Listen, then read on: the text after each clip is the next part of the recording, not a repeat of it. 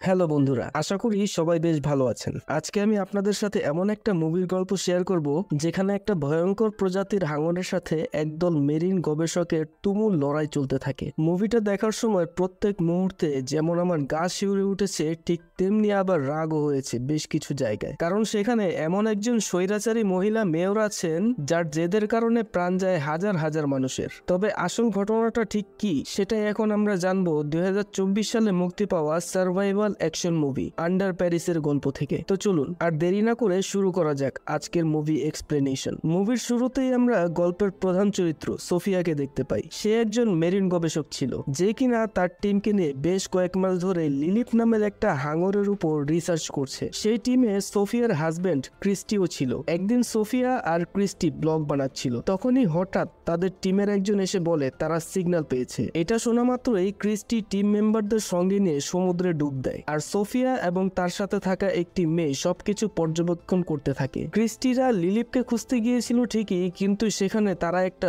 বড় মৃত হাঙরকে দেখতে পায়। ক্রিস্টি তার কাছে গিয়ে বুঝতে পারে সেটা একটা বাচ্চা হাঙর, আর তার শরীরের অর্ধেকটা অংশ নেই। দেখেই বোঝা যাচ্ছিল কোনো হিংস্র প্রাণী সেটুকু কামড়ে নিয়ে গিয়েছে। ব্যাপারটা তাদের কাছে বেশ অদ্ভুত লাগে। যাই হোক, তারা ওই বাচ্চাটাকে নিয়ে আলোচনা করছিল, আর এই মাঝে সেখানে এক ঝাঁক হাঙর এসে তাদেরকে ঘিরে ধরে। অদ্ভুত বিষয় হলো তারা সবাই মেয়ে হাঙর ছিল। ক্রিস্টিরা ভালো করেই জানতো যে হাঙরদেরকে কিভাবে হ্যান্ডেল করতে হয়, তাই তারা বেশ শান্ত হয়ে থাকে। এরপর সেই হাঙরগুলো যেতে না যেতেই সেখানে লিলিপ চলে আসে। তাকে দেখে সোফিয়া নিজের চোখকে বিশ্বাস করতে পারছিল না, কারণ যে হাঙরটা তারা 3 মাস আগে মাত্র 2.5 মিটার সাইজের দেখেছিল সেটা এখন 7 মিটারেরও বেশি বড় হয়ে গিয়েছে। এমন অস্বাভাবিক গ্রোথ দেখে সোফিয়াও ভীষণ অবাক হয়ে যায়। সে ক্রিস্টিকে লিলিপের বডি থেকে স্যাম্পল নিয়ে আসতে বলে, যাতে সেটার উপর রিসার্চ করে তারা লিলিপের গ্রোথের রহস্য বের করতে পারে। আর এখানেই সোফিয়া সব থেকে বড় ভুলটা করে, কেননা ক্রিস্টি যখন স্যাম্পল নেওয়ার জন্য লিলিপের গায়ে ইনজেকশন পুশ করে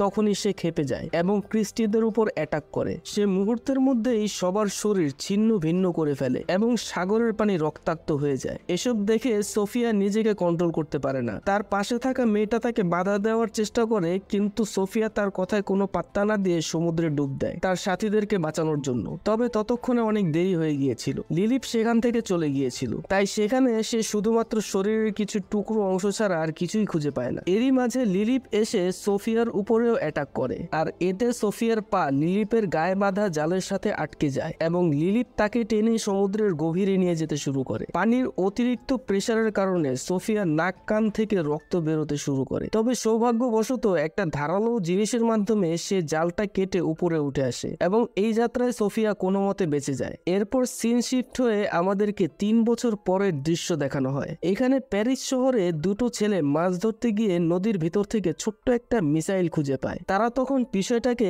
পুলিশকে জানালে পুলিশ এসে সেটা ইনভেস্টিগেট করতে শুরু করে। দেখতে দেখতে সেখানে মিডিয়ার লোকজনও পৌঁছে যায়। পুলিশ তাদেরকে জানায় যে ওই জায়গাটাতে এখনো দ্বিতীয় বিশ্বযুদ্ধে ব্যবহার করা মিসাইলগুলো পাওয়া যায়। তবে ভয়ের কোনো কারণ নেই, কারণ সেগুলো নদীর অনেক গভীরে আছে। অন্যদিকে সিন শিফট হলে আমরা সোফিয়াকে দেখতে পাই। সে এখন তার গবেষণার কাজ ছেড়ে দিয়েছে। এখন সে একটা অ্যাকোরিয়ামে চাকরি করে। সেখানে কোনো বাচ্চারা ভিজিট করতে আসলে তাদেরকে সমুদ্রের বিভিন্ন প্রাণীর বিষয়ে সে জানায়। এমনই একদিন একদল বাচ্চাদেরকে সে সমুদ্রের প্রাণীদের বিষয়ে বলছিল। তখন হঠাৎ একটা বাচ্চা বলে ওঠে যে সোফিয়া যদি সমুদ্রের প্রাণীদের ব্যাপারে এত কিছু জানে তাহলে তার টিমকে কেন বাঁচাতে পারেনি, তাদেরকে তো হাঙরের হাতে মরতে হয়েছে। কথাটা শুনে সোফিয়া নির্বাক হয়ে যায় আর তৎক্ষণাৎ সেখান থেকে বেরিয়ে যায়। তখন মিকা নামের একটা মেরিন সেভিয়ার তার সাথে কথা বলার চেষ্টা করে। মূলত তাদেরকেই মেরিন সেভিয়ার বলা হয় যারা সাগরের প্রাণীদেরকে রক্ষা করার কাজ করে। তো সোফিয়া যেহেতু তখন কথা বলার মতো অবস্থায় ছিল না,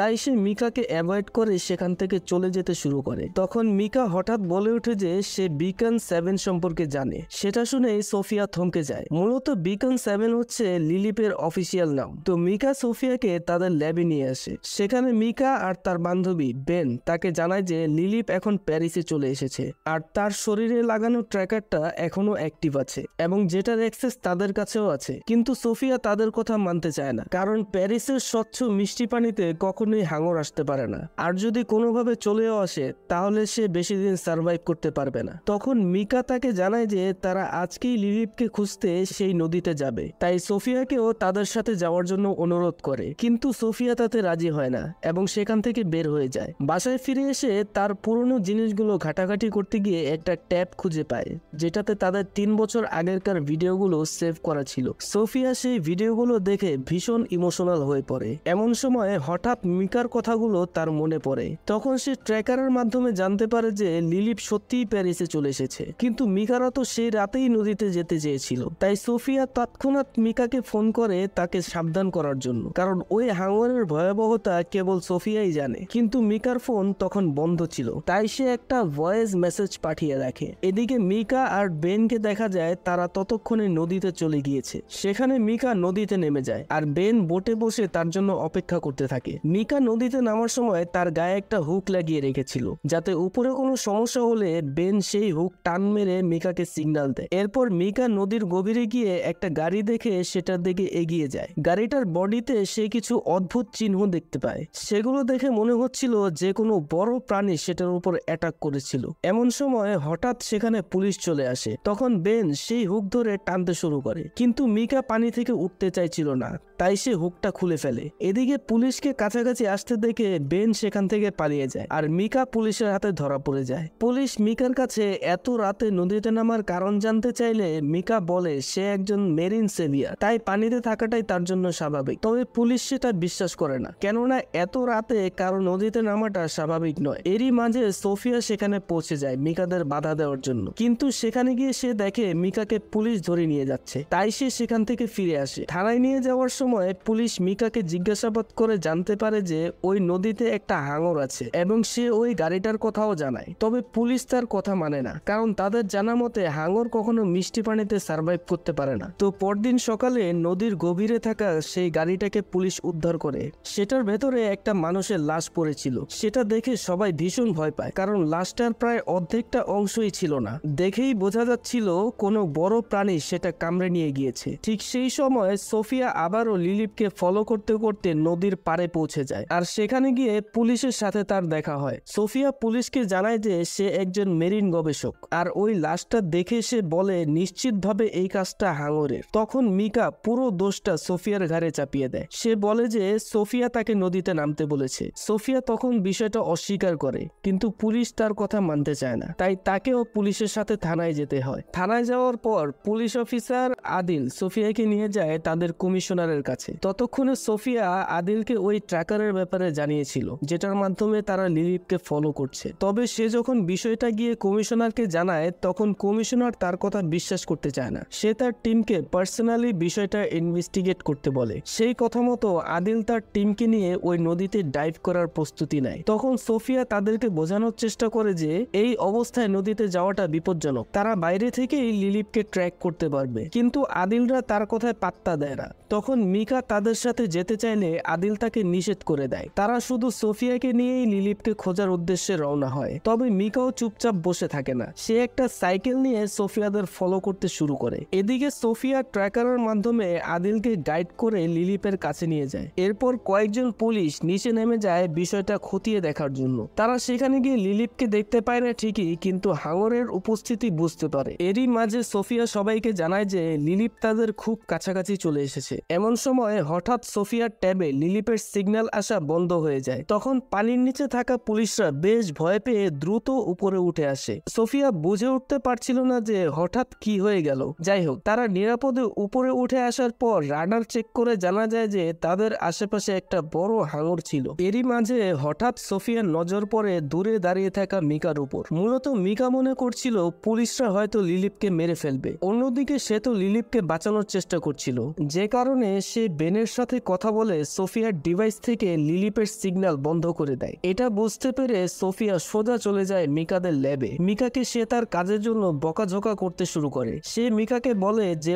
ওই হাঙরের জন্য তাকে তার টিমকে হারাতে হয়েছে, তাই তাকে বাঁচানোর চেষ্টা করাটা ভুল হবে। কিন্তু মিকা তার কথা মানতে চায় না। তার ধারণা ছিল যে হাঙররা কখনোই বিনা কারণে কারোর উপর অ্যাটাক করে না, আর সোফিয়ার বন্ধুদের সাথে যেটা হয়েছিল তার পিছনে সম্পূর্ণ সোফিয়ারই দোষ ছিল। এটা শুনে সোফিয়া ভীষণ কষ্ট পায় এবং সেখান থেকে চলে আসে। অন্যদিকে আদিল গিয়ে কমিশনারকে হাঙরের বিষয়টা জানায়। সেটা শুনে কমিশনার খুব টেনশনে পড়ে যায়, কারণ কিছুদিনের মধ্যেই ওই নদীতে একটা আন্তর্জাতিক সাঁতার প্রতিযোগিতা হতে চলেছে, আর সেটা প্যারিস শহরের মেয়র নিজেই অর্গানাইজ করেছে। আদিল কমিশনারকে বোঝায় যে এমন বিপজ্জনক পরিস্থিতি উপস্থিতিতে ইভেন্টটা করা উচিত হবে না। তাই তারা মেয়রের কাছে গিয়ে ইভেন্টটা ক্যান্সেল করার জন্য অনুরোধ করে, কিন্তু মেয়র তাদের কথা শোনে না, কারণ ওই ইভেন্টে প্রায় $170 কোটি খরচ হয়ে গিয়েছে, যে কারণে ইভেন্ট ক্যান্সেল হলে তাদের অনেক বড় ক্ষতি হয়ে যাবে। কিন্তু মেয়র তাদেরকে অর্ডার দেয় যেভাবেই হোক ওই হাঙরটাকে সেখান থেকে তাড়াতে হবে, তবুও সে ইভেন্ট কোনো মতেই ক্যান্সেল করবে না। কমিশনার তখন হতাশ হয়ে ফিরে আসে আর ভাবতে শুরু করে যে কিভাবে তারা লিলিপের হাত থেকে প্যারিস শহরকে রক্ষা করবে। এরই মাঝে মিকার একটা ভাইরাল ভিডিও তাদের চোখে পড়ে। সেখানে সে সবাইকে উদ্দেশ্য করে বলছে হাঙর খুবই শান্ত স্বভাবের প্রাণী, তাদের জন্য এই সাগরের স্থিতিশীলতা বজায় আছে। কিন্তু বর্তমানে কিছু মানুষ ওই হাঙরগুলোকে মারার জন্য উঠে পড়ে লেগেছে। প্রতি বছর অনেক হাঙর মারা যাচ্ছে, এতে সমুদ্রের পরিবেশ নষ্ট হচ্ছে আর তার প্রভাব পড়ছে বাইরের পরিবেশেও। তাই সে সবাইকে ওই হাঙরগুলোকে বাঁচানোর জন্য আহ্বান জানায় আর সবাইকে ওই নদীর ভেতরকার একটি টানেলের কাছে আসতে বলে, যার নাম হলো ক্যাটাকম্বাস। এরপর সিন শিফট হলে আমরা দেখতে পাই বেন পুলিশের কাছে গিয়ে জানায় যে মিকা আজ রাতে ওই হাঙরটাকে বাঁচানোর জন্য নদীতে যাবে। সে এটাও জানায় যে সে মিকাকে বাধা দেওয়ার অনেক চেষ্টা করেছে, কিন্তু কোনো লাভ হয়নি। সেটা শুনে পুলিশ তৎক্ষণাৎ মিকাকে আটকানোর জন্য ক্যাটাকম্বাসের উদ্দেশ্যে রওনা হয়। এদিকে মিকার ভিডিও দেখে উৎসাহিত হয়ে অনেক মেরিন সেভিয়ার সেই রাতে ক্যাটাকম্বাসের কাছে পৌঁছে যায়। মিকা তাদের সবাইকে নিয়ে পানিতেই নামতে যাবে, এমন সময় পুলিশ সেখানে সোফিয়াকে নিয়ে পৌঁছে যায়। কিন্তু পুলিশকে দেখেও মিকা থেমে থাকে না, সে পানিতে ঝাঁপ দিয়ে দেয়। পুলিশরা তখন তাকে পানি থেকে উঠে আসার জন্য অনুরোধ করে, কিন্তু মিকা তাদের কথায় পাত্তা দেয় না। এরই মাঝে সেখানে একটা বেবি হাঙর চলে আসে, তবে সে লিলিপ ছিল না। মিকা ওই হাঙরটার গায়ে ধীরে ধীরে হাত বোলাতে থাকে, যাতে সে প্রমাণ করতে পারে হাঙররা আসলেই কারো ক্ষতি করে না। সেটা দেখে সোফিয়া তাকে সাবধান করে দেয়। সে চিৎকার করে বলতে থাকে যে এটা আসলে লিলিপের একটা ফাঁদ। লিলিপ এই সাধারণ হাঙরটার মাধ্যমে মিকাকে বশ করার চেষ্টা করছে, আর এটাই মূলত লিলিপের ভয়ঙ্কর দিক, যে সে হিউম্যান সাইকোলজি অনেক বেশি রিড করতে পারে। কিন্তু মিকা কোনো কিছুই কানে তোলে না, সে ওই বেবি হাঙরটাকে কিছুক্ষণ আদর করে, এরপর সেটা সেখান থেকে চলে যায়। তবে সোফিয়া যেহেতু ভালোভাবে লিলিপের অভ্যাসগুলো সম্পর্কে জানতো, তাই সে মিকাকে দ্রুত পানি থেকে উঠে আসতে বলে, কারণ কিছুক্ষণের মধ্যেই লিলিপ এবার তার উপর অ্যাটাক করবে। সোফিয়ার কথা শুনে পুলিশরাও বারবার মিকাকে উপরে উঠে আসতে বলে, তাই মিকা এবার একটু ঘাবড়ে যায়, কিন্তু তবুও সে পানি থেকে উঠে না। আর দেখতে দেখতেই লিলিপ এসে মিকাকে ভয়ঙ্কর ভাবে কামড়ে ধরে এবং পানির গভীরে টেনে নিয়ে যায়। সেটা দেখে সেখানে থাকা সবাই ভীষণ ভয় পেয়ে যায়। তারা লিলিপের হাত থেকে বাঁচার জন্য সেখান থেকে পালানোর চেষ্টা করে। তারা খুব ভালোভাবেই বুঝে যায় যে সব প্রাণীরাই নিরীহ হয় না, আর সবাইকে বাঁচানো সম্ভব নয়। কিছু কিছু প্রাণীদের চেয়েও বরং নিজেদেরকে বাঁচিয়ে রাখা প্রয়োজন। কিন্তু দুর্ভাগ্যবশত সেখানে পানি থাকায় এবং জায়গাটা খুব ছোট হওয়ায় তাদের মাঝে অনেকেই দৌড়াতে গিয়ে পা পিছলে নদীর ভেতর পড়ে যায়। আর তখনই সেখানে লিলিপ সহ আরো অনেকগুলো হাঙর এসে একের পর এক তাণ্ডব চালাতে থাকে। সোফিয়া আর পুলিশরা মিলে তাদেরকে বাঁচানোর অনেক চেষ্টা করে, কিন্তু হাঙরের হাত থেকে বেঁচে ফেরা তো এত সহজ নয়। তবে পুলিশও হার মানে না, ওই লোকগুলোকে বাঁচানোর জন্য আপ্রাণ চেষ্টা চালিয়ে যায়। এসবের মাঝে পুলিশেরও দুজন অফিসার পানিতে পড়ে গিয়ে হাঙরের শিকার হয়। আসলে তারা কেউ কল্পনাও করতে পারেনি যে ওই নদীতে এতগুলো হাঙর থাকতে পারে, এমনকি সোফিয়া নিজেও বুঝতে পারেনি। যাই হোক, তারা কোনো মতে কিছু মানুষকে বাঁচিয়ে নিয়ে সেখান থেকে বেরিয়ে আসে এবং আহতদেরকে দ্রুত হসপিটালে নিয়ে যায়। এসব দেখে সোফিয়া অনেক আপসেট হয়ে পড়ে। তার অতীতের কথাগুলো খুব মনে পড়তে থাকে। এত কিছুর পরেও তার কিছুই করার ছিল না। সে কোনোভাবেই লিলিপকে বসে আনার উপায় খুঁজে পাচ্ছিল না। তখন আদিল তাকে গিয়ে সামলায়, তাকে বোঝায় যে এসবের জন্য সে দায়ী নয়। এরই মাঝে একজন লেডি অফিসার এসে তাদেরকে আবারও ক্যাটাকম্বাসে ডেকে নিয়ে যায়। সেখানে গিয়ে তারা দেখে সেই বেবি হাঙরটা মরে ভেসে উঠেছে। আসলে লিলিপ নিজেই সেটাকে মেরে ফেলেছে, কারণ সে যাকে দিয়ে একবার তার কৌশল অ্যাপ্লাই করে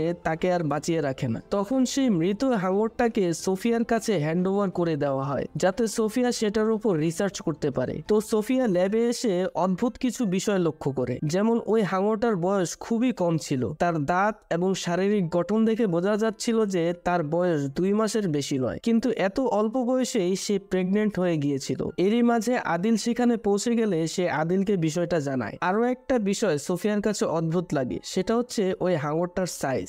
সেটা সাধারণ হাঙরের তুলনায় অনেক গুণ বড় ছিল। সেটা দেখে সোফিয়া বুঝতে পারে এটা লিলিপের সন্তান। এরপর সে ওই হাঙরটার পেট কাটলে সেখান থেকে অনেকগুলো বাচ্চা হাঙর বেরিয়ে আসে। সেটা দেখে আদিল ভীষণ ঘাবড়ে যায়, কারণ এখান থেকে বোঝা যাচ্ছে যে ওই হাঙরগুলোর প্রজনন ক্ষমতা অনেক বেশি, অর্থাৎ তারা যতগুলো হাঙরকে ক্যাটাকম্বাসে দেখেছে সেখানে তার থেকেও বেশি থাকার সম্ভাবনা আছে। তখন সোফিয়া আরো একটা অদ্ভুত তথ্য তাকে জানায়, সেটা হলো ওই হাঙরগুলোর প্রেগনেন্ট হওয়ার জন্য কোনো পুরুষ হাঙরের সাহায্যের প্রয়োজন পড়ে না। তাদের শরীরের একটা বিশেষ বৈশিষ্ট্যের কারণে তারা নিজে থেকেই মা হতে পারে। তবে এই প্রজাতির হাঙর খুব রেয়ার এবং তারা খুব হিংস্র হয়। সেই সাথে তাদের মধ্যে যে কোনো পরিবেশে খাপ খাইয়ে নেওয়ার একটা অদ্ভুত শক্তি থাকে, যার কারণে তারা প্যারিসের স্বচ্ছ মিষ্টি পানিতেও টিকে আছে। এসব শুনে আদিল খুব টেনশনে পড়ে যায় এবং দ্রুত গিয়ে বিষয়টা কমিশনারকে জানায়। কমিশনার তখন বুঝতে পারে যে এখন ইভেন্টটা বন্ধ করা ছাড়া আর কোনো উপায় নেই, কারণ সাঁতার প্রতিযোগীরা নদীতে ঝাঁপ দিলে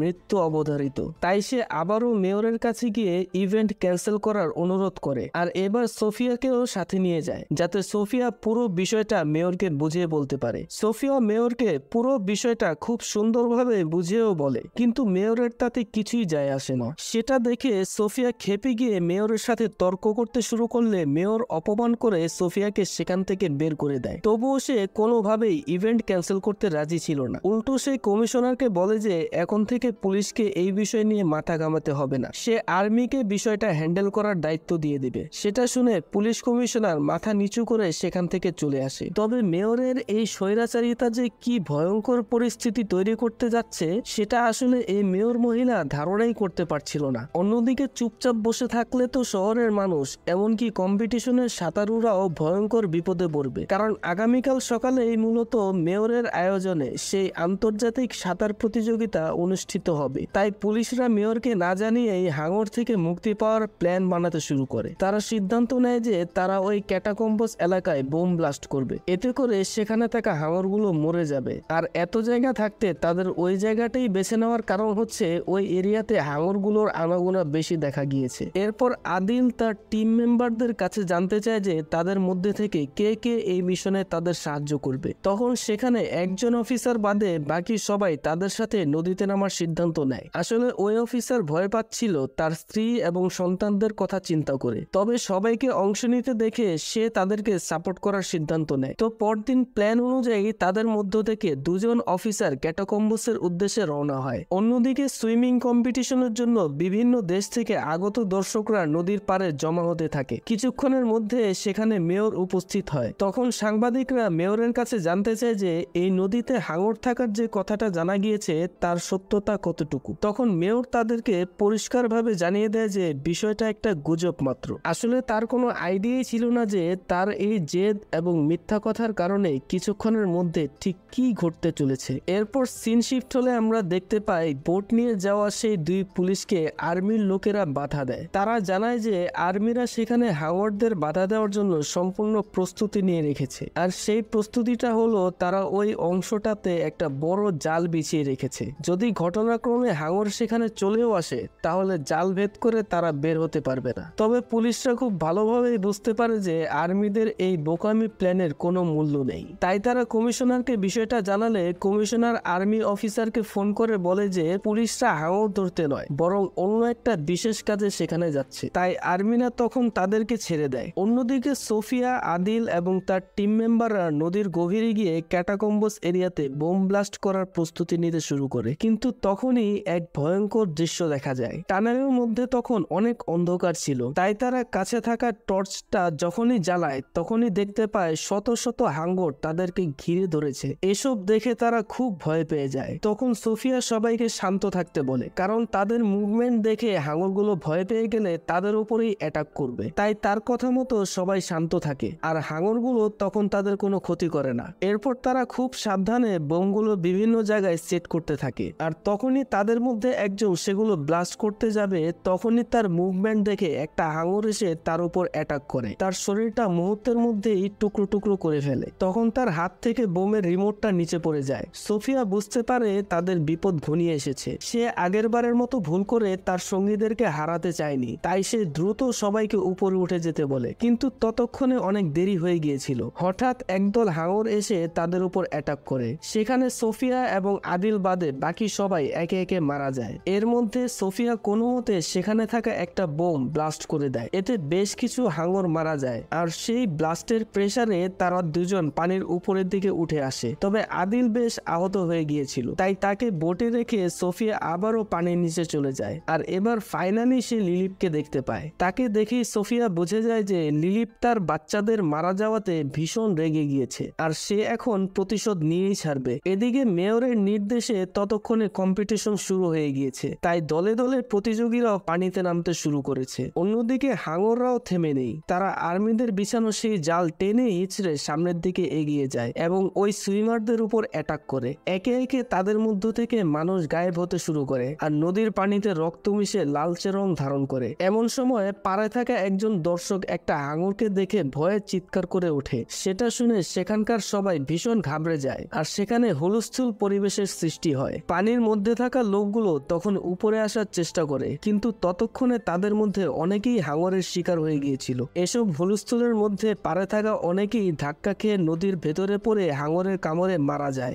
এমন সময় আর্মির লোকেরা এসে ওই হাঙরগুলোকে টার্গেট করে গুলি চালাতে শুরু করে। তখন সোফিয়া তাদেরকে থামতে বলে। শুধু সোফিয়াই নয়, পুলিশের সবাই তাদেরকে গুলি চালাতে নিষেধ করে, কারণ নদীর নিচে পুরনো অনেক মিসাইল পড়ে আছে। হয়তো ওই গুলির কারণেই মিসাইলগুলো ব্লাস্ট হয়ে যেতে পারে। কিন্তু আর্মির লোকেরা তাদের কথা মানে না, তারা অনবরত গুলি চালিয়েই যেতে থাকে। আর কিছুক্ষণের মধ্যেই সোফিয়ার ভয়টা বাস্তবে রূপ নেয়। হাঙরের মুভমেন্টের কারণে একে একে পানির ভেতরে থাকা মিসাইলগুলো ব্লাস্ট হতে শুরু করে। এতে নদীতে উত্তাল ঢেউয়ের সৃষ্টি হয় আর সে ঢেউ সুনামির রূপ নিয়ে পাড়ের সবকিছু ভাসিয়ে নিয়ে যেতে শুরু করে। নদীর উপরে থাকা ব্রিজগুলো চোখের নিমিষে ভেঙে চুরমার হয়ে যায়। এসব দেখে মেয়র ভীষণ ভয় পেয়ে যায়। তখন সে উপলব্ধি করতে পারে যে তার সিদ্ধান্তটা ভুল ছিল। সে তৎক্ষণাৎ সেখান থেকে পালানোর চেষ্টা করে, কিন্তু কোনো লাভ হয় না। পানির স্রোত তাকেও ভাসিয়ে নিয়ে যায়। এরপর সিন শিফট হলে আমরা দেখতে পাই আদিল সোফিয়াকে বাঁচানোর জন্য পানিতে নেমেছিল,